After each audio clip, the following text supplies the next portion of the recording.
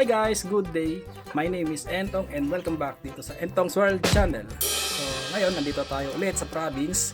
Lumipas ang 2 weeks and yan papakita natin yung mga konting gagawin natin dito sa ating chicken coop.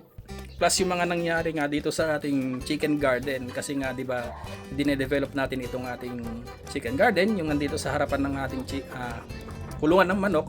So ngayon papakita ko yung mga masaklap na nangyari dito. So samahan niyo ako today. Let's go. Hello guys, good day nga ulit. So papakita natin yung mga naging pangyayari dito sa ating chicken coop. And unahin natin dito sa ating chicken garden. So ito yung ating pinapagandang garden. So makikita nyo naman yung pagbabago guys. So dito sa bandang harapan, maganda yung grass kahit papaano ay nakaka-survive. Pero dito naman sa malapit na dito sa ating chicken coop, ang nangyari nakalbo. So yun nga, 'di ba nga nagpakawala tayo ng ating mga hen plus yung iba pa nating breed ng mga bantam. So yun, nasarapan nilang kumain or tumuka dito ng mga grass. Ayan, nakalbo. Pero titignan natin kung makakasurvive pa ulit ito kasi nga just in case na hindi na tumubo ulit, siguro magta-transfer tayo ulit ng mga panibagong frog grass. So meron naman ditong mga parts na ayan gaya niyan, yung mga nakalbo, may mga tumutubo pa ring dahon. So hindi nga lang gaya dito, ayan. As in nakalbo talaga, nawala yung pagka green ng ating mga grass. So titignan natin kung anong mangyayari dito for the next few months. Yun nga, namumroblema tayo kasi hindi natin alam kung ano yung mga idadagdag natin dito. Kasi yung mga alaga nating manok, syempre scavenger din yung mga yan, kahit ano kinakain dito sa loob ng ating chicken garden. So yun nga, I'm planning na ilipat ko na lang yung ibang mga plants natin. So pagagandahin lang natin siguro dito for the meantime is yung ating frog grass.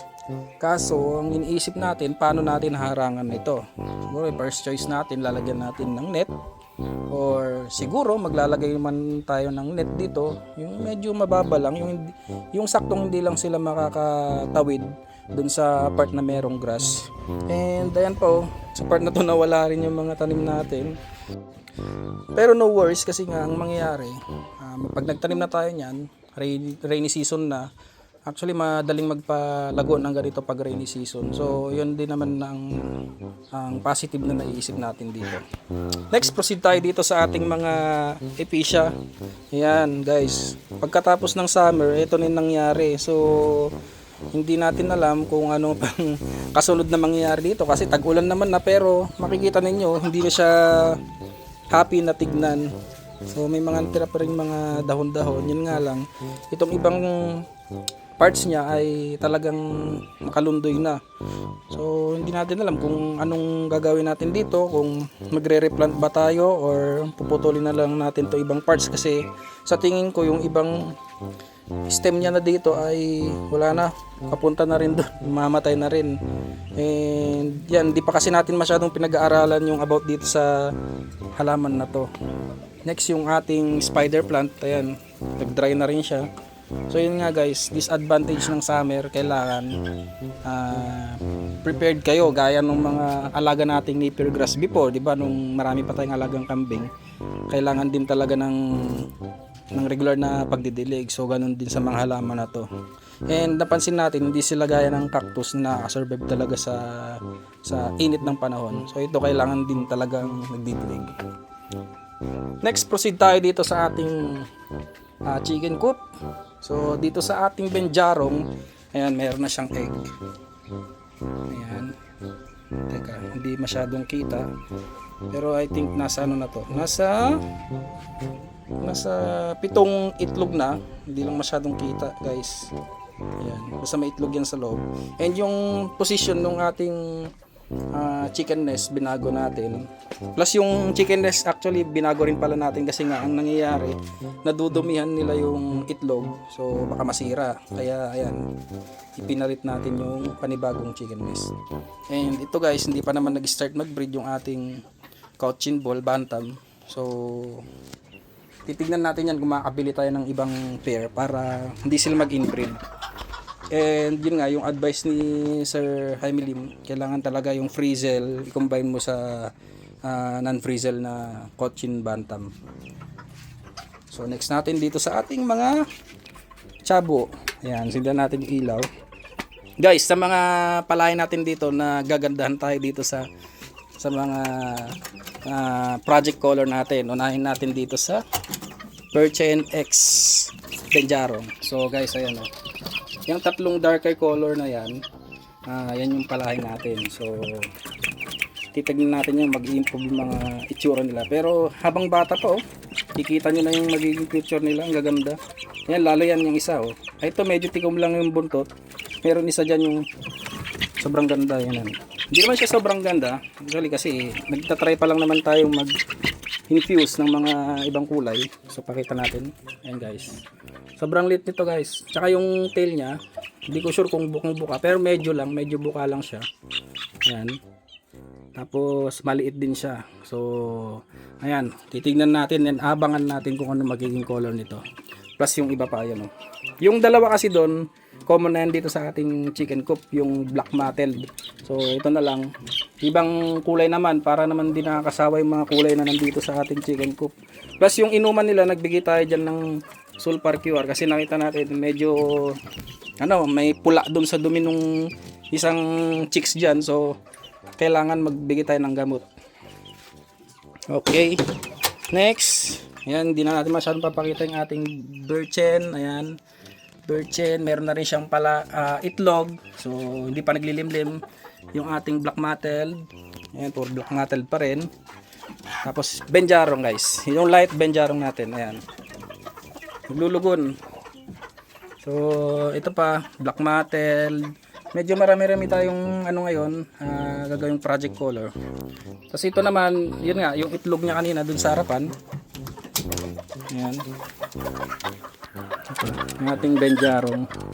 Ang problema ko lang dito sa Benjarong natin, kapag nalalagay dito sa cage na to, minsan nasisira yung pinaka-sickles niya. Ayan na mimis, ang tawag dito, parang bumabalik ko. So ayan, ang haba ng sickles So dapat siguro kapag nagpagawa ulit tayo ng panibagong cage, yung tipong hindi na tumatama yung sickles niya kasi pag ganitong lahi kasi ng Benjarong talagang mahaba yung sickles. Ayan para siyang pamaypay. So sana nga. Ayan diba? Napakalupit. Ayan. Okay, pasok na natin siya. Kasi kaninang umaga nilagay natin sila dito sa ating square pen para naman nakakatuka sila ng minerals dyan sa lupa. Bali hinawalay na rin pala natin siya dun sa hen para yung hen naman mag-start na maglimlim. Kasi guys, ang pagbe-breed pala ng manok, kadalasan na-stress yan parehas yung hen tsaka yung cock. Next natin guys, ito. Yung ating Benjarong hen. Ayan. Pinakasta na rin natin to dun sa cock. Ayan guys. Ito natin tsura niya. Sana nga lalong gumanda pa to. Medyo buka naman yung tail niya kahit papano. Pero hindi siya gaya nung mga manok sa Thailand na ganyan talaga pag makita niyo mga yon. Pero ito, yan, kahit paano buka naman siya. Sana yung mga magiging anak niya is magaganda. Actually maganda rin naman tong hen natin Maliit din naman siya kahit papano. Pero ang habol kasi natin, short body, fantail, short legs, yung mga yan. So pinag-aaralan pa natin yung karakteristik ng mga show type na Chabo para just in case na magkaroon dito sa Tarlac, pwede tayong sumali. So tingin ko naman yung mga alaga natin dito, dahil galing naman sa mga trusted na breeders ng Chabo, ay may ibubuga naman. Yan. Oops. Yan. Guys, huling para makita ninyo yung tsura. Yan. Yung isa nga lang, ito medyo side tail kasi ito kaya parang ayokong i-breed. Pero tignan natin kung magiging maganda yung mga mapuproduce natin after tayong mag-breed. So ayan. Alright guys, dito sa likod ko yung ginawa natin before na kulungan. Actually kanina nagpalit ulit tayo ng another plywood yung sa bandang likod niya kasi nga gaya ng nabanggit ko, aayusin natin dito, i-extend natin yung ating kulungan para hindi masyadong masikip and pwede tayong maglapag ng mga manok doon just in case na rainy season na hindi tayo problema na lagi lang silang nakakulong dyan sa ating Thailand cage. So ayan guys, pakita natin. Ayan guys, yung una nating ni-repair before, ito yung harapan niya, medyo ibinabangan natin yung pinakapinto. Next na lang na gagawin natin dyan is pintura. So pakita natin yung ating inayos. Yan guys, yun nasa likod na part. Yan, ito. Kaso nga lang may problema tayo dito sa ating nabiling marine plywood. Ayan, hindi siya ganun kaganda guys kasi umulan kagabi, nakalimutan ko siyang ipasok. So meron siyang mga lamat-lamat. Gawin na lang natin, pinturahan na lang natin para mas tumagal yung yung buhay niya at hindi mabakbak. Kasi yun lang naman yung dahilan kung bakit tayo nagpalit ng plywood niyan eh. Pero kung pwede pa sana yun, hindi tayo papalit kasi gusto ko rin naman kahit papano maliwalas tignan tapos malinis dito sa ating chicken coop. Kasi nga medyo makalat pa dahil ngayon nga lang medyo mahaba-habang bakasyon natin, sinasamantala natin. Next guys, yung ating birchen na hen, ayan may itlog na siya. Ayun, kita nyo. Tapos dito guys, di ba tatlo to na long legs? Nakapagbenta na rin tayo dyan ng isa kanina, kasama yung pair. So sa mga gusto pa, ayan o. Long legs nga lang yan. So gaganda pa itsura niyan kapag naglugon. Sa mga nag-umpisa pa lang na medyo gusto yung budget meal, hindi sobrang mahal. Pwede itong na to guys. Sabihin ko ng presyo, 1,000 isa. Mababa na yon, unlike sa mga Thailand kasi medyo mabigat talaga yung presyuhan. Ito pwede rin natin itong ibenta, itong pair na to guys. And yung benjarong natin na light color. Yan. Ito hindi ko pala bebenta kasi titignan pa natin maging itsura. Ayan guys, nagkabulutong kasi ito nagkasakit kaya sana nga gumaling na. Ang color niya is light benjarong. Ayan guys, ganyan yung mga light benjarong, wala siyang masyadong pattern. May pattern man, konti lang. Tapos wala yung yung pagka-dark ng kulay niya, yung pula niya. Para siyang duckwing yung kulay niya, parang talisayin. Pero hindi siya talisayin guys. Okay guys, dito tayo sa lumang kulungan ng kambing natin. Ito nga yung sinasabi natin na part or magiging part ng ating chicken coop. So ayan guys, pasok tayo. Oops, nakabukas pa pala to. Dapat nakasara to. Ayan.